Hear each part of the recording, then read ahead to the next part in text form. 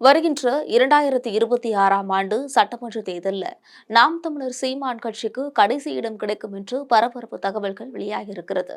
இது மட்டுமல்ல, நடிகை விஜயலட்சுமி, தமிழர் முன்னேற்ற படைத் தலைவர் வீரலட்சுமி ஆகிய இருவரும் நாம் தமிழர் சீமானுக்கு எதிராக வரக்கூடிய எலெக்ஷன்ல களம் இறங்குகிறார்கள் என்ற தகவலும் வெளியாகியிருக்கிறது. இது பற்றி ஜெம் தொலைக்காட்சி வழங்கும் சிறப்பு செய்தி தொகுப்பை தற்போது பார்க்கலாம்.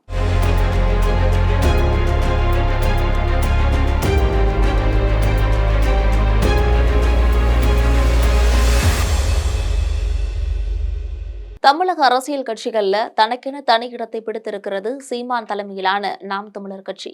விவசாய சின்னம் முதல் ஏராளமான எதிர்ப்புகளையும் போராட்டங்களையும் சந்தித்து வரக்கூடிய நாம் தமிழர் கட்சி கடந்த காலங்கள்ல ஓரளவு வளர்ச்சி பாதையை தான் நோக்கி பயணிச்சிட்டு இருக்கு. சீமானின் அதிரடி பேச்சுக்கள், தமிழக நலன் சார்ந்த திட்ட அறிவிப்புகள், அதற்கான தீர்வுகள் என மக்கள் மத்தியில செல்வாக்கு பெற்றது நாம் தமிழர் கட்சி.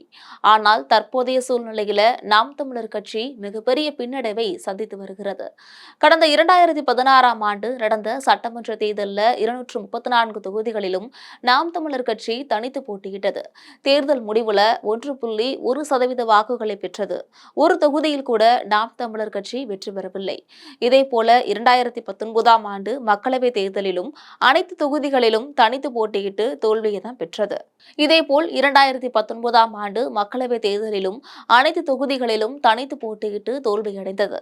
ஒரு தொகுதியில் கூட வெற்றி பெறவில்லை. இதில் 3.9% வாக்குகளை பெற்றது.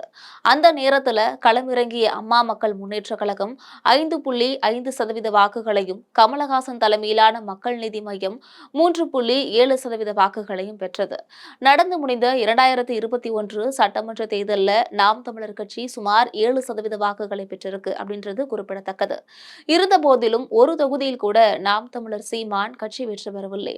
இதுவரை பல தேர்தல்களை சந்தித்த நாம் தமிழர் கட்சி எந்த தொகுதியிலும் வெற்றி பெறவில்லை என்பது குறிப்பிடத்தக்கது.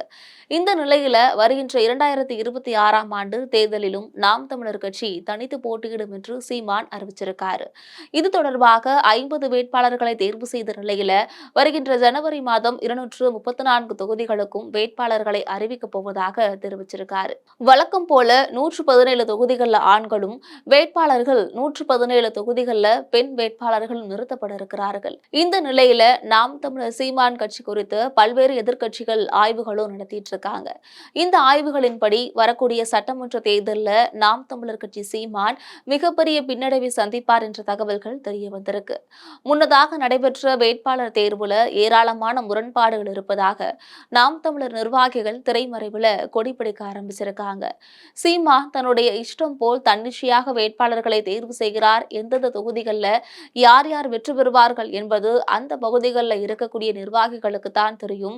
இதில் ஏராளமான சிக்கல்கள் இருக்கின்றன. ஆனால் சீமான் அது தெரியாமல் பிடிவாதமாக இருக்கிறார் என்ற குற்றச்சாட்டு எழுந்திருக்கிறது.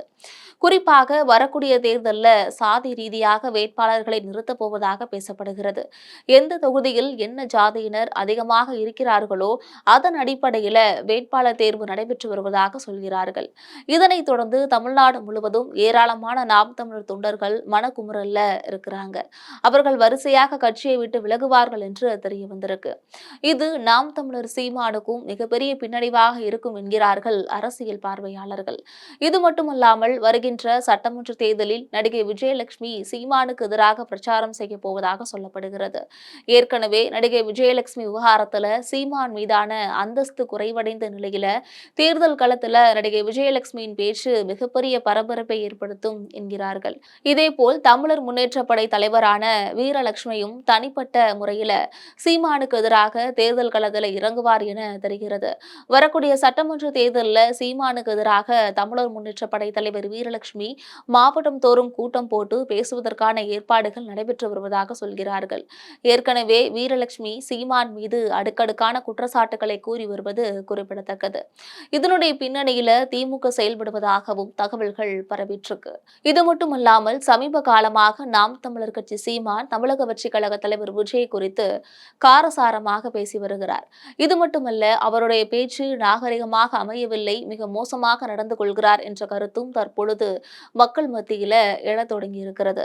வரக்கூடிய சட்டமன்ற தேர்தலில் தமிழக வெற்றிக் கழகம் தேர்தலில் தனித்து போட்டியிட்டால் 4 முனை போட்டி நிலவும் சூழ்நிலை இருக்கிறது.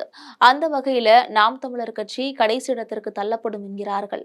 வரக்கூடிய தேர்தலில் நாம் தமிழர் கட்சி 5% வாக்குகளை மட்டுமே பெறும் சூழ்நிலை இருப்பதாகவும் பரபரப்பு தகவல்கள் வெளியாகியிருக்கு. இதற்கு முந்தைய தேர்தல்களில் நாம் தமிழர் மகளிர் பாசறை தலைவியாக இருந்த காளியம்மாள் தமிழகம் முழுக்க பிரச்சாரம் செஞ்சாங்க.